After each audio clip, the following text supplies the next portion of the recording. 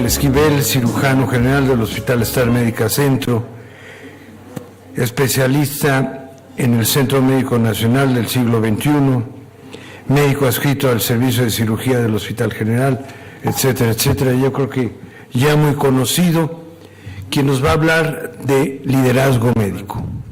¿Sí me escuchan? ¿Te escuchan? Acá no me escucho bien.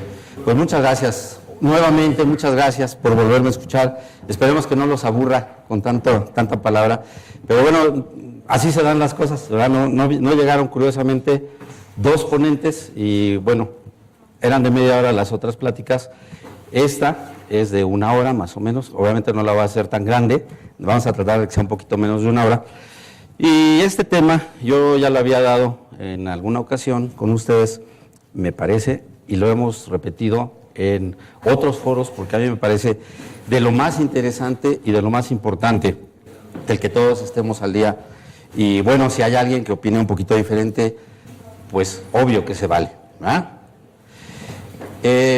Vamos a dividir lo mismo el tema en algunas etapas distintas, con la finalidad de que yo logre de la misma manera pasarles las ideas que yo tengo a ustedes para ver qué opinan. Vamos a ver de manera inicial qué es un líder y qué es un jefe. Afortunadamente son cosas diferentes. Hoy en día hay muchos jefes en casi todos los hospitales, las empresas. Sin embargo, lo que hace falta son líderes, no jefes. Platicábamos de que los líderes nacen o se hacen. Los jefes nacen o se hacen. Los jefes en particular juntan un currículum, una preparación, reúnen un perfil y con eso es suficiente para que sean jefes.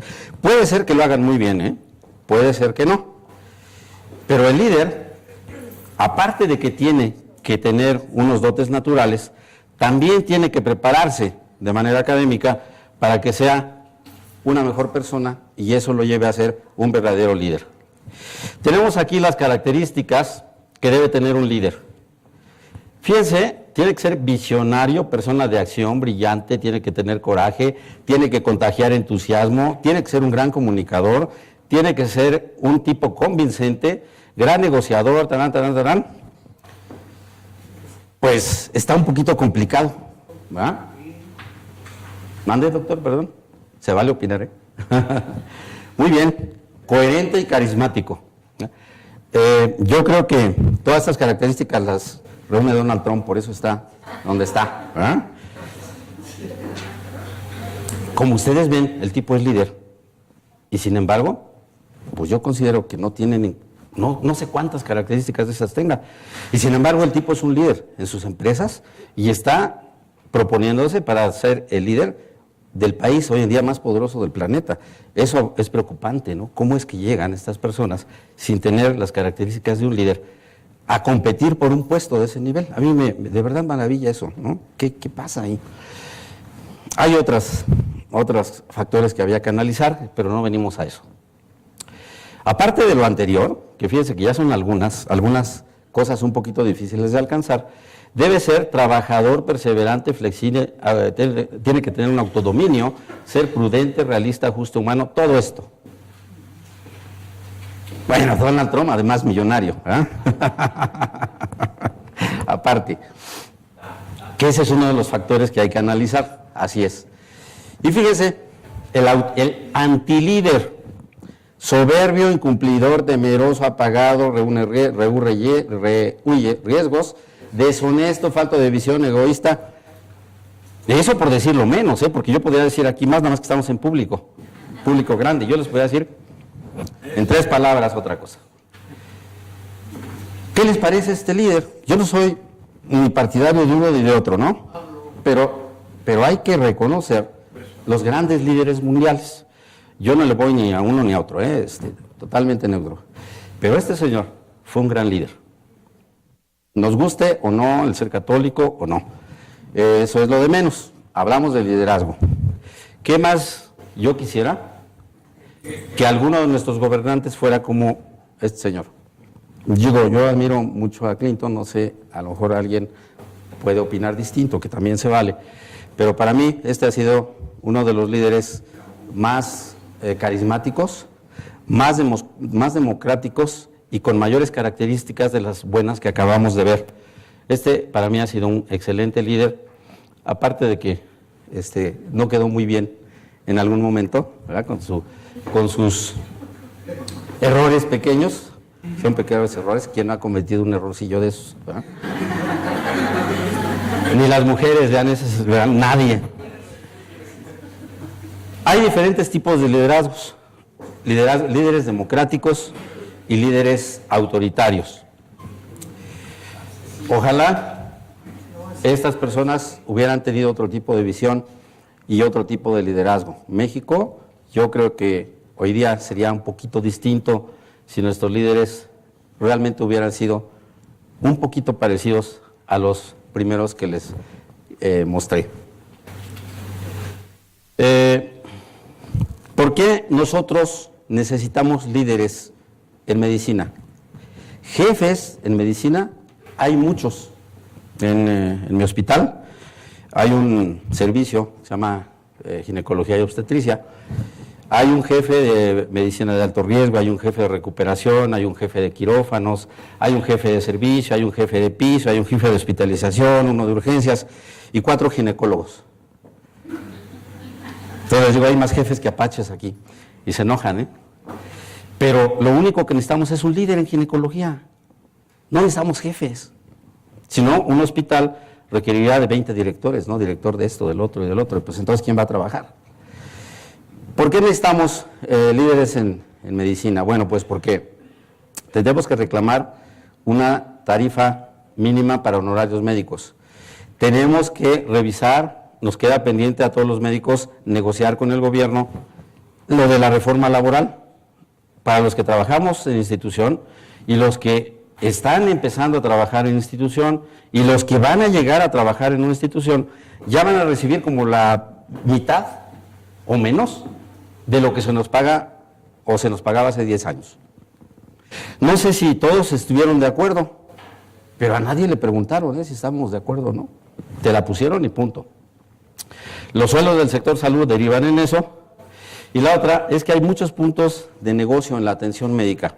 No es criticable porque yo digo que los médicos que trabajamos en la medicina privada, ya sí, eso lo digo yo, trabajamos por hambre.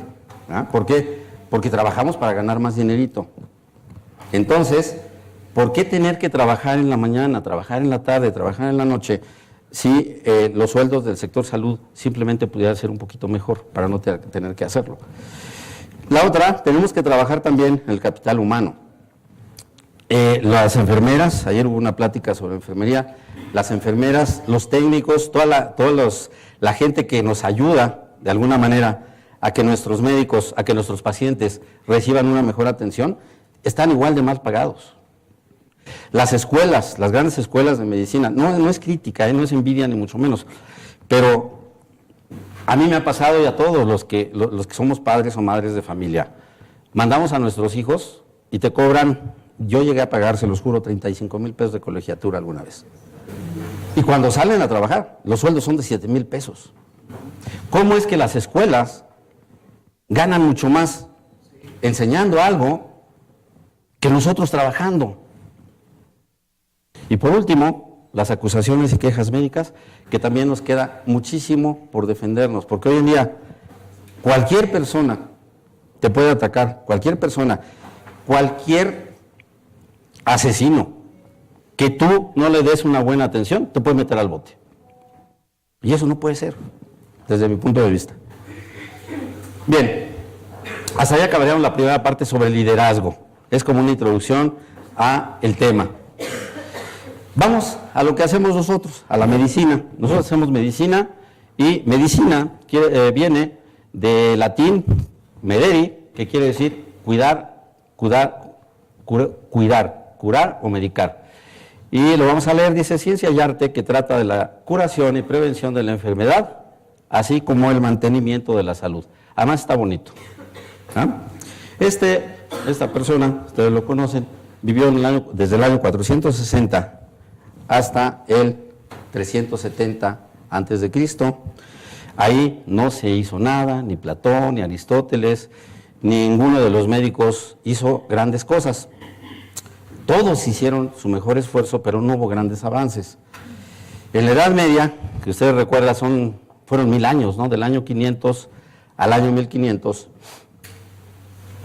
no se hizo gran cosa, no se avanzó, no había grandes médicos, ni había grandes tratamientos. Yo creo que Ernesto no hubiera podido hacer sus hernias con robótica en esa época. Tuvimos que esperar un poquito más. ¿Ah? En medicina prehispánica, pues tampoco hubo mucho. Yo no he leído grandes cosas de medicina prehispánica, pero pues yo me acuerdo que curaban con piedras afiladas, que hacían algunos hoyitos en la cabeza, ¿no? Las trepanaciones, en fin, daban algunos medicamentos en forma de tés, de hierbas, con la finalidad de curar. El promedio de vida era entre 40 y 44 años. Y si ven, bueno, hasta los sacrificios utilizaban con la finalidad, según ellos, de curar. Obviamente, pues si yo sacrifico otro individuo para devolverle la vida a otro, tenemos pocas posibilidades de éxito. ¿Cuándo llegó la luz a la ciencia médica para que a partir de entonces sí pudiéramos curar? Este hombre vivió del año 1815 a 1848, se llama Horace Wells. Horace Wells era un tipo, pues me imagino como yo, de chaparro, a lo mejor hasta más. Era pelirrojo, pecoso, tenía una personalidad introvertida, callado, y algún día lo invitan había en ese tiempo un circo, y invitan a la esposa a la función del circo, y dice él, bueno, pues vamos. Sueltan un gas, que era en ese tiempo el gas hilarante. Él se queda sentadito porque pues, él no bailaba ni le interesaba, era el gas de la risa. Toda la gente que estaba en el escenario se pone a bailar, se pone alegre, como borracho, ¿no? por el gas. Y un tipo que andaba ahí en el escenario se cae, se rompe una silla, se corta una pierna, y él sigue con el pantalón roto y la pierna sangrando. Él sigue como si no le hubiera pasado nada. Y este cuate, muy observador, fíjense cómo ese carácter aparentemente de niño medio tonto, sirvió y cambió el futuro de los tratamientos médicos y más de los quirúrgicos en el futuro del ser humano. Se da cuenta de que no le duele, se da cuenta de que eso pudiera servir como anestésico. Desde los años 1880 se empieza a usar. Al otro día busca a un paciente, le pone el gas hilarante, lo emborracha, le quita una muela y no le duele. Y ahí viene el descubrimiento de la anestesia, 1844. Ahora, dice, yo voy a juntar a todos los médicos en el Marriott, de ese tiempo, claro. Pone a un individuo aquí en una silla, le pone el gas hilarante, le intenta sacar un diente y el tipo empieza a pegar de gritos, sale corriendo. Falla su experimento y entonces dice, soy un fracaso. Se va a Europa y desaparece.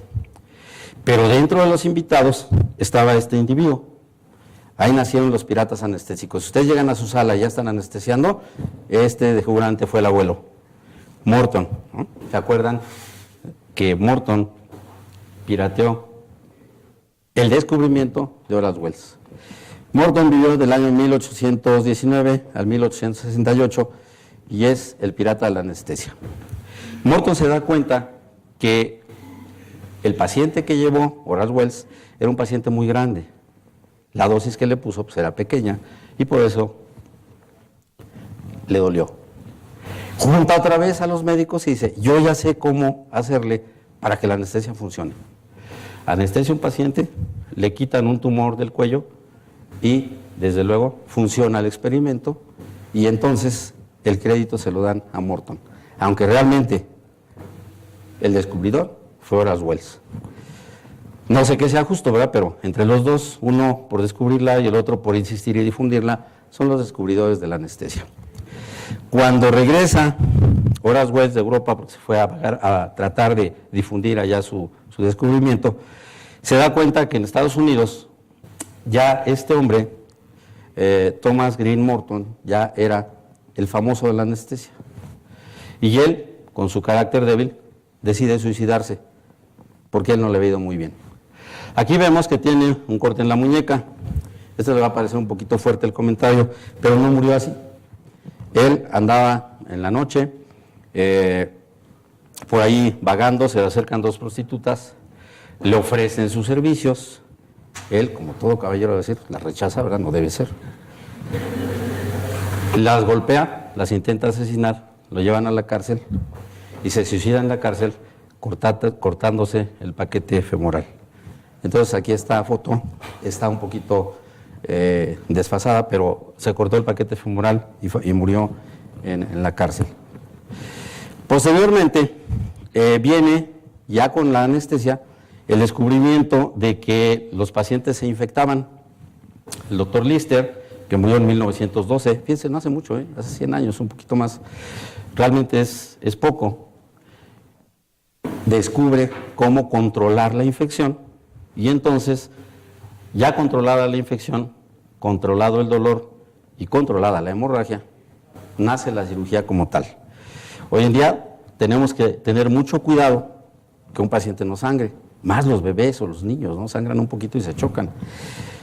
Tenemos mucho cuidado de la infección, ¿no? Los más avanzados como el Duraprep ya se usan como el Avagar, que son cosas muy, muy sencillas, ya no tienes que lavar 10 minutos, ahora es muy sencillo y controlado todo esto, nace las grandes cirujanos.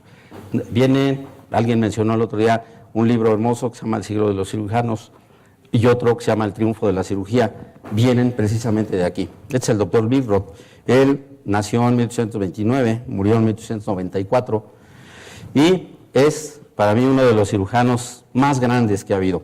El doctor Billroth hizo casi todo en cirugía. Ya sabía cómo se secretaba el ácido gástrico. Ya sabía hacer las vagotomías para evitar las úlceras. Hizo la Billroth 1, por ahí de 1896, 97. Luego la Billroth 2, algunos añitos después. Quitaba los cánceres. El señor llevaba estadísticas, el señor daba clases, el señor hacía disecciones, el señor hacía publicaciones, hacía investigación. Yo no sé a qué hora dormía, o a qué hora comía, porque además era gordito, ¿no? Y para comer bien, también se llevó uno su tiempo. Después vinieron los grandes cirujanos, ese es el doctor Murphy, él nació en 1850, murió en 1905. Si ustedes se fijan, en 1905 no hace mucho, ¿no? Hay, yo creo que algún abuelito por ahí de nosotros que probablemente nació cercanamente a esos años. Este doctor, igual, hizo endoscopía, hacía cirugía de tórax, hacía todo tipo de cirugía gástrica, hacía todo tipo de cirugía urológica. Eran gente, la verdad, muy genial, gente que tenía muchísimas habilidades. Hoy, ¿quién no ha explorado un paciente y ya recordado a Murphy? El signo de Murphy sigue siendo todavía mencionado entre nosotros. Pues ahí viene el doctor Murphy y de ahí vienen estos grandes cirujanos. Este otro doctor, aquí está muy joven, él nació en 1852, igual murió por ahí del mismo año que Murphy, en el 1922, y es el doctor William Stewart Halsted, también para mí uno de los grandísimos cirujanos. Este es a su muerte, ya en el siglo XX. El doctor Halsted, los que somos cirujanos le debemos casi todo. Él fue el que hizo el gorro, el que diseñó el gorro, el cubrebocas, los guantes, porque su novia, acuérdense que era su enfermera, y tenía alergia al fenol, porque en ese tiempo en lugar de lavarse, era el Avagar de la época. Entonces hizo reacción al fenol y le puso sus guantes, le mandó a hacer sus guantes con la compañía que ya existía, que hoy hace llantas y todo tipo de hules, se llama Goodyear, le dicen Goodyear, pero el nombre correcto es Goodyear, ¿no? Y aparte de eso, hizo otra cosa que hasta ahora está vigente. Para todos los residentes y los internos las aman, las guardias tipo B, tipo C, ¿no? O tipo ABCD, lo que sea. El doctor Halsted instauró ese tipo de trabajo. Ahora, está bien que lo sigamos haciendo hasta hoy. ¿Por qué antes teníamos que hacer guardias? ¿Y por qué hoy seguimos haciendo guardias? Bueno, antes la única manera de aprender medicina y más cirugía era que el médico titular operaba, te daba la clase mientras estaba operando, te daba todos los tips mientras él estaba operando. Había unos quirófanos que parecían vitrinas. Tú podías estar allá arriba viendo la cirugía o al lado, y había una secretaria que estaba escribiendo para luego, si ustedes querían, les podía pasar los apuntes. Pero no había otra manera de aprender medicina. Por eso eran las guardias, para que se quedaran a la investigación que hacía el profesor, para que se quedaran a revisar la estadística, la evolución de los pacientes, las curaciones. Pero hoy en día, pues hay internet, ya había libros hace 50 años, hace 30 años, y todavía seguimos con las mismas guardias. Yo en lo particular creo que no necesitamos estar ahí tanto tiempo. Yo en lo particular creo que eso ya no debe de ser. Hoy se queda por conveniencia, hoy se queda por no pagar lo que nos tienen que pagar, hoy se queda porque somos mano de obra barata. Pero créanme que yo siento, a pesar de que soy cirujano, que ya no necesitamos explotar tanto al más joven o al que va más atrasado. Luego podemos hacer algún comentario, pero para mí estos fueron los grandes cirujanos que nos dieron toda la base para que ahora hagamos las maravillas quirúrgicas que hacemos, además con apoyo de la tecnología. Esta es una india boliviana que se fue a operar con el doctor Hasted. Era tan bueno, miren cómo la dejó. Bueno, así lo publicaron. Posteriormente, este señor vivió de 1822 a 1845, que descubre las vacunas, y eso ayuda a que millones de seres humanos ya no se mueran, ya no nos muramos. Posteriormente, vienen el descubrimiento de, antibióticos, viene el descubrimiento de las bacterias, y este señor, que vivió de 1891 a 1955, le dan un premio Nobel por el descubrimiento de la penicilina. Y fíjense lo padrísimo. Ayer comentábamos, o antier, ¿verdad?, de que habemos un poquito más de 7,000 millones de seres humanos. De esos seres humanos, ¿cuántos habremos recibido el beneficio del antibiótico? Y de los que vengan, ¿cuántos vamos a recibir el beneficio del antibiótico? Fíjense qué gente tan grande, que uno solo beneficia a 10,000, a 50,000 millones de individuos. A mí me maravillan estos grandes personajes. Posteriormente se suma la industrialización de esto, vienen los medicamentos. Este es un quirófano de aquellos años que, junto con la anestesia, con los medicamentos y lo que decíamos, hoy en día con la tecnología con la que hoy manejamos a los pacientes, pues obviamente el nivel de vida y la evolución de estos pacientes, de nosotros mismos, pues es mucho mejor que antes, desde luego. No había tenido oportunidad de mencionarlo, pero además de la tecnología, los antibióticos y todo lo demás, el personal que nos ayuda. No traía yo fotos de nuestras compañeras enfermeras. Ahorita pasé allá al hospital a tomar algunas. ¿Qué pasó? Porque hay que mencionarlas. Son nuestro principal equipo. Junto con todo esto, los médicos, todavía cuando yo estudié medicina, que no hace mucho, yo terminé hace 4 años, éramos dioses. Luego ya éramos ángeles. Ahora ya nada más somos héroes, como en algún cartel decía hace poco. Pero ahora, en el 2016, ya somos delincuentes. Ya por cualquier error, por una falta de ortografía, podemos ir al bote. Nos tratan como delincuentes. En eso no estoy de acuerdo.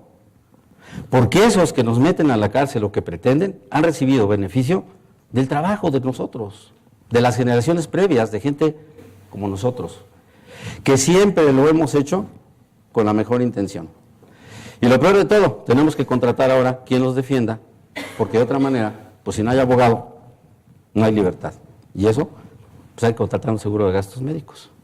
A mí me gustaría ver si le pueden vender un seguro de protección médico-legal a Fleming, o a alguno de estos grandes personajes, o a Horace Wells. Yo creo que sería al contrario, ¿no? Debiéramos estar muy agradecidos. Pero así es el ser humano, ¿eh? Fíjense esto, la esperanza de vida en México es de 75 años, igual que en Estados Unidos, ¿eh?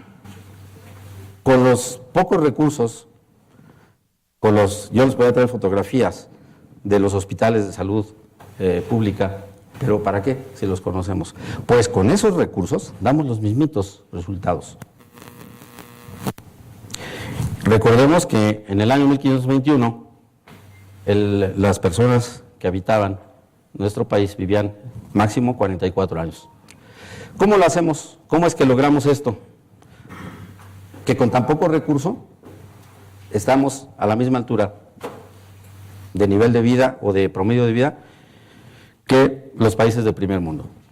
Fíjense, en 1985 aplicaron 42,000 médicos para el examen de residencia, pasamos 2,300. En el 2010, yo investigué, eran 38,000 aspirantes y pasaron 1,800. ¿Qué quiere decir? Que la gente que entramos ahí, pues somos gente capacitada. Somos gente que de verdad quiere hacer las cosas. No cualquiera puede entrar. Y eso ya es una selección de alguna manera. Un licenciado, un arquitecto, un contador que estudia 4 años, con todo respeto para todos, no es, pero todos somos licenciados en ese sentido. Y fíjense que esto suma un total de 4,000 horas. Un licenciado en medicina, que aparte tiene que hacer las guardias tremendas de internado y las de servicio social, trabaja 5,272 horas. Una especialista de 4 años, le tenemos que sumar la residencia, que son 21,088 horas, para hacer un total de 26,360 horas. 26,360 horas contra 4,000 de una licenciatura. Bien fácil la cuenta. Eso es lo que son ustedes, especialistas de 4 años. Son casi 7 veces licenciados en lo que quieran. Luego, una guardia por semana. ¿Cuánto dura una guardia? Mínimo. 36 horas mínimo. Y lo normal, ¿no? Y de ahí para arriba, porque si llegas tarde o no terminas, pues no te vas. ¿Cuánto es la jornada laboral que se permite aquí, en México? 8 horas. Fíjense que con una sola guardia, nosotros podemos cubrir una semana de trabajo normal. Ahora dice el artículo 61 de la Ley Federal del Trabajo, la duración máxima de la jornada será de 8 horas. La nocturna de 7 y la mixta de 7.5. Artículo 66. Podrá prolongarse la jornada de trabajo en circunstancias extraordinarias sin exceder nunca 3 horas al día ni 3 veces por semana. Un día de descanso por cada 6 días de trabajo. No sea de aquí un interno o un residente. ¿Cada cuándo nos dan vacaciones como interno o residente? Artículo 123, hay una calle aquí en el centro. Artículo 123. La jornada de trabajo será máximo de 8 horas. Entonces, ¿por qué los médicos hacemos jornadas de 36? Pero también la debían hacer los otros licenciados en lo que sea, ¿no? ¿Por qué los médicos? Atención médica, domingos, festivos, en las noches. Y cuando llega la hora de cobrar, luego le pago, doctor. Y eso me acaba de pasar antier. o hace cuánto, no sé si aquí uno de mis compañeros con los que operé, pagan el hospital, pagan todo, a nosotros no nos han depositado y puede ser que nunca vuelvas a ver al paciente. Y si fueran al restaurante, o al estacionamiento, o a la gasolinera, ¿hacen lo mismo? Y pregunto yo, vuelvo a lo mismo, ¿y por qué con el médico sí se vale? Para acabarla, nos ponen a la CONAMED y te la anuncian. Si tienes, es subliminal. Si tu médico no te atiende bien, demándalo. Esa es la traducción, ¿eh? Y lo difunden en las revistas, y lo difunden en la radio, y lo difunden en la televisión, y lo difunden, bueno, hasta en el boleto del metro. Para que no se le vaya a ninguna persona en todos los ámbitos. Yo pregunto por qué ese trato a los médicos. No sé ustedes cuántas veces han contratado a un licenciado, a un arquitecto, a un plomero. ¿Dónde está la CONALIC, la CONARGI? Porque estos plomeros de repente van a tu casa porque te falta una gotera, ¿no? Y resulta que ahora lo que hay que cambiar es el baño porque te dejaron peor todo. ¿Y dónde los demandas? ¿Por qué no hay, peor aún, la CONAPRES? ¿A cuántos presidentes debiéramos demandar? Porque no han hecho bien su chamba. Yo pregunto, ¿eh? Pero también debiéramos tener una institución igualita a la CONAMED. ¿Dónde demandar a estos, eh? ¿Quién lo va a hacer? ¿Quién va a hacer estos cambios si es que estamos de acuerdo? ¿Los presidentes? ¿Los arquitectos? ¿Los plomeros? O si queremos cambiar esto, ¿quién lo tiene que hacer? Yo creo que los médicos. Hoy en día tenemos muchísimas oportunidades de hacerlo. ¿Cuánto me queda? ¿10 minutos? ¿Sí? Bueno, menos.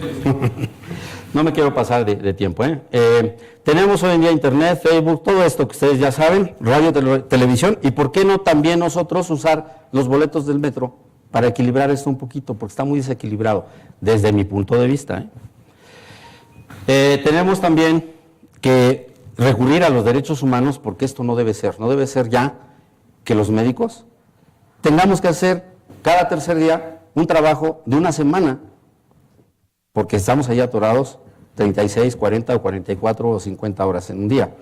Tenemos que exigirle a la CONAMED que haga su trabajo, porque no está haciendo su trabajo. No nos resuelve nada. No sé si alguien ha tenido que ir a la CONAMED, pero dice, doctor, usted haga lo que el señor dice, porque si no le puede ir muy mal. O sea, en lugar de que nos defienda, pues nos atacan. Y la otra es negociar con el legislativo todos estos puntos porque no es lo correcto. Hay que modificar la ley del trabajo, conocer los derechos que nos conceden los códigos civiles y federales, y hay que trabajar en que los sueldos mejoren a todos niveles, tanto de los tabuladores, de las aseguradoras, como los sueldos a nivel institucional. ¿Cómo podemos hacer esto? Pues tenemos que agruparnos, tenemos que hacer un grupo más grande, tenemos que hacer que esta sociedad médica, en lugar de ser de 200, 300 personas, pues sea de 200,000. Y entonces sí vamos a tener fuerza y vamos a tener capacidad de exigir. Hay que registrar las demandas porque hay pacientes que hoy en día se dedican a demandar a los pacientes. Difundir de manera más intensa los derechos de los médicos, porque en todos lados están los derechos de los pacientes. Al lado debieran estar los derechos de los médicos y están a más de las de los pacientes. ¿Por qué?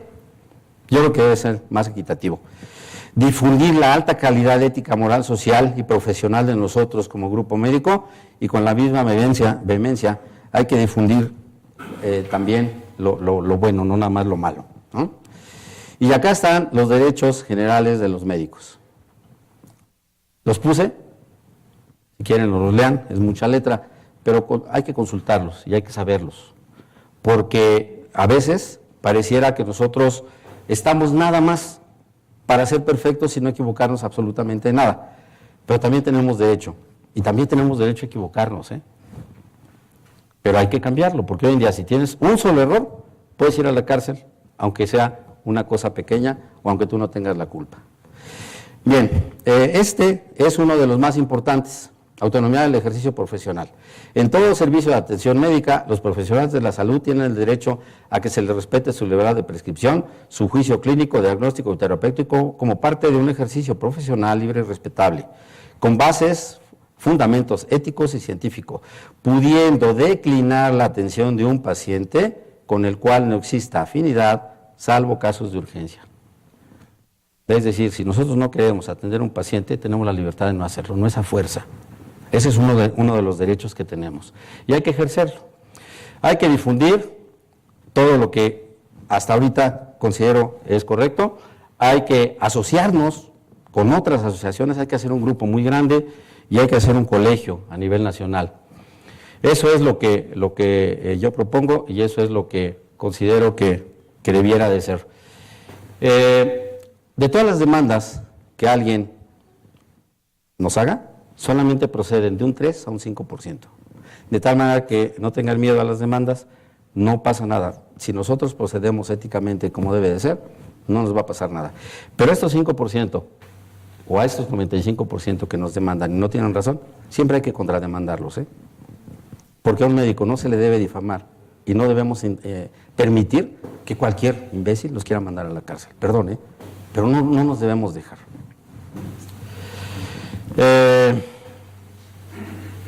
A grosso modo eso es.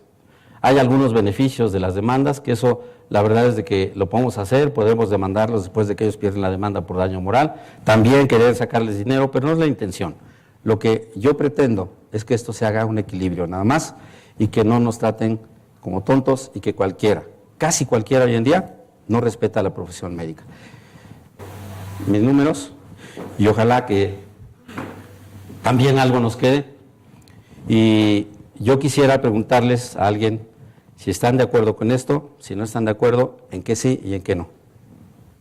Si no, pues no sirve de nada la plática. Sí, sí, doctora Argueta. Yo soy perito de Coname, pero usted fue. precisamente ese 95% es perfectamente real y la misma Coname lo tomara. ¿Qué es lo que pasa con ese 5%? Un mensaje muy importante es escribir todo lo que se ve y se dice y se atiende al paciente. Los peritajes se hacen en base a los expedientes, ya sea en forma institucional o en forma privada. Mientras esto no exista y no esté bien avalado la información que se debe, cae en ese 5%. Por lo tanto, efectivamente el mensaje que usted ha promovido independientemente de colegiados, hacer la información bien. Por otro lado, efectivamente este mensaje que usted está mencionando, en el paro médico en el cual yo lo viví y la mayoría de ustedes jóvenes no lo vivieron, tuvimos la única oportunidad que ha habido en México para vernos colegiados. Lo perdimos. Los médicos somos muy separatistas y yo creo que este mensaje que usted está emitiendo el día de hoy es perfectamente correcto.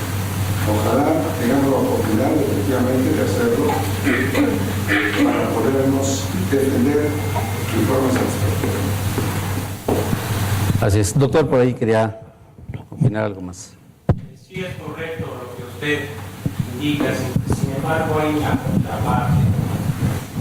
El líder, la gente, lo que uno hace, si uno actúa con ética, con moral, con profesionalismo y en lo que se llama la relación médico-paciente se hace adecuadamente, todos estos problemas que se suscitan, claro, existe siempre la mala persona, siempre el que va ya con un fin de demandar, se le haga lo que se le haga, se le ocurre o no se le ocurre. Pero el 90% yo diría que el triunfo, el éxito, el buen desempeño del médico implica en uno mismo. Claro. Digo, ustedes somos dioses, somos ángeles, ahora somos patibularios, ahora somos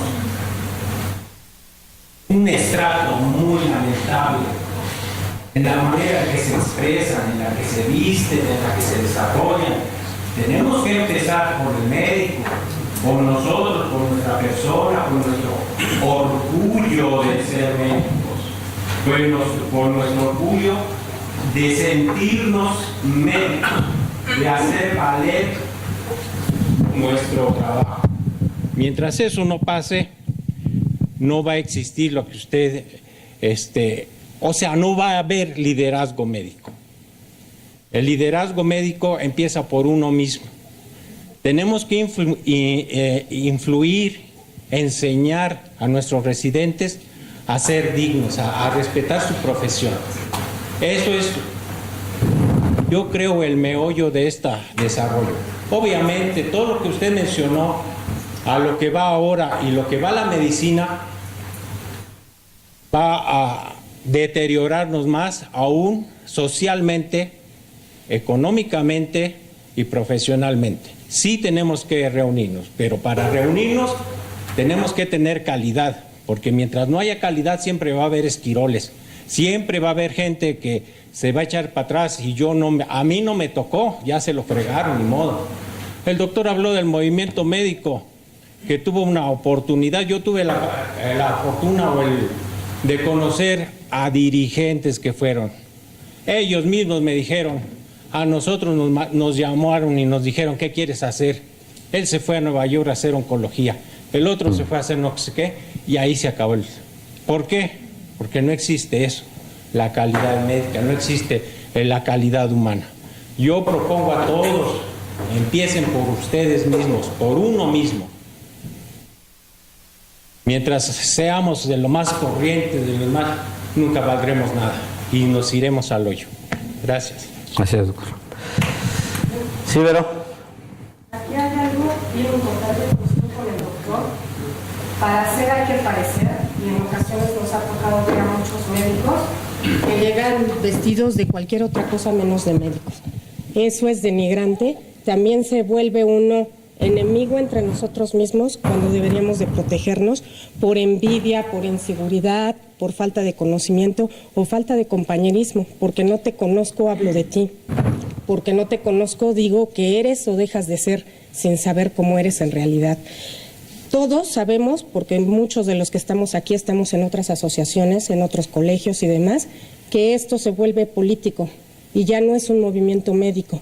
Hay que buscar líder para tener un letrerito más en el currículum, pero cuando hay que participar y apoyar a médicos, yo nunca he sabido de ningún colegio que vaya a la CONAMED acompañando a su médico que es demandado. ¿Ustedes conocen a alguien? Otra cosa contra lo que hay que luchar, y lo digo como doctora, estudiamos los mismos años, hicimos las mismas guardias, estuvimos castigadas al mismo tiempo que todos los que estamos aquí presentes. Y de repente solamente por el hecho de ser mujer se nos niega la oportunidad a ser un líder. ¿Por qué? Pues porque la mayoría, el 90% de los que están aquí son varones, médicos y estudiamos lo mismo. Entonces, viendo como un liderazgo médico, debería de ser médicos en general, mujeres y hombres. Tomar en consideración que todos estudiamos lo mismo y debemos de apoyarnos. No hay que hablar ni decir yo soy el todopoderoso, porque nadie lo es. Necesito ayuda de un urólogo, porque esa no es mi área. Necesito ayuda del que calme el dolor, porque no es mi área. Pero en ocasiones nosotros mismos decimos, no, yo puedo con todo. Yo le administro medicamentos para el dolor, yo lo dejo, yo esto. Y perpetuamos que estos movimientos en contra de los médicos son propiciados por nosotros, por falta de pericia quizás, por falta de confianza en los demás compañeros, prefiero hacerlo yo. Y cuando llega todo esto, repito, ¿cuál colegio nos acompaña? ¿Cuál asociación nos acompaña? Estamos solos. Para hacer hay que parecer. Gracias. Allá. Almita, por favor.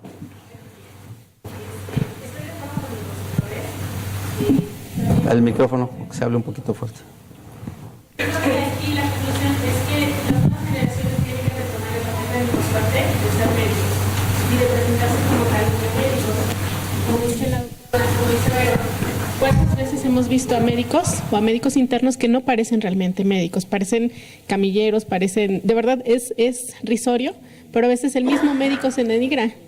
Y un camillero, alguien de intendencia, puede vestirse igual que el médico. Y eso no debe ser. Debemos de retomar esa parte para mejorar la calidad de la medicina. La otra situación, las notas médicas son importantísimas. Si una paciente llega a la consulta y nos agrede, o nos quiere jalar los cabellos, o insulta a la familia y toda nuestra descendencia, pues tampoco debe ser. La nota médica debe decir que la paciente se comporta de una manera grosera, agresiva, a la defensiva, incluso en ocasiones hasta con coprolalia. Y ahí es donde empieza la parte de defensoría médica hacia nosotros. Tenemos que ser también puntuales en esa nota médica y colocar todo lo que le hemos hecho a la paciente, desde los signos vitales que se le hizo, que se le colocó en el caso un espejo vaginal. Tenemos que estar asistidos siempre por el personal de enfermería y si hay necesidad de colocar un testigo que firme la misma nota médica que está fungiendo como testigo del mal comportamiento de la paciente hacia nosotros. Les agradezco mucho el permitirme el micrófono para dar mi opinión. Bien, ¿algo más? Terminamos. Bueno, pues muchísimas gracias por su atención y comentarios.